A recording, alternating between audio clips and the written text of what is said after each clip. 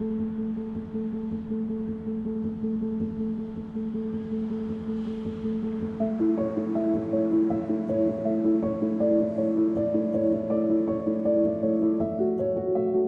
this is one of the first production Allegro 2s. I'm Thomas Overtun. I'm the Executive Director of Industrial Design at IDEO here in San Francisco. And back then when we worked on the Allegro 2, I was working with the team of designers and engineers on this project. The start was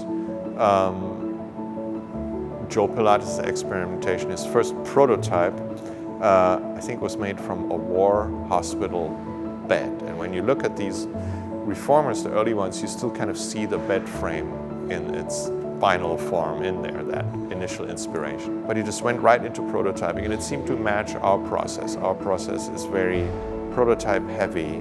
Just build something, even if it's scrappy, just get in there, build it, let it, experience it yourself, let other people try it out, and then iterate from there. You want to do the function justice, how this thing works. And when we do research, we always design at the same time. So we go into a Pilates studio, we try the machine out ourselves, we observe more experienced practitioners, how they work with the machine and flow through their exercise. And then we pick up on these observations, and we're often sketching right there in the field. We sometimes go into the field with sketches that we've made as provocation and show it to a Pilates studio owner or instructor, say, how do you feel about this, you know? And that's probably the best source of inspiration, just that feedback, that sort of dialogue that moves things forward. I think for us, it was a pretty special project.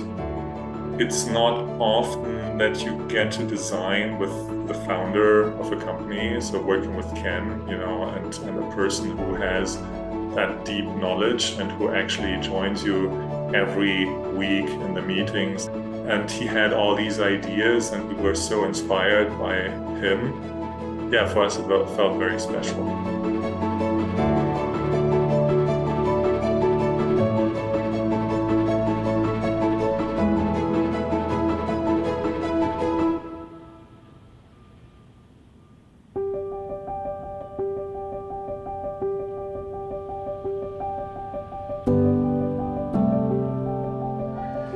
I'm Ken Endelman. I'm the CEO and founder of Balanced Body. It was very organic up until we decided to work on this machine here.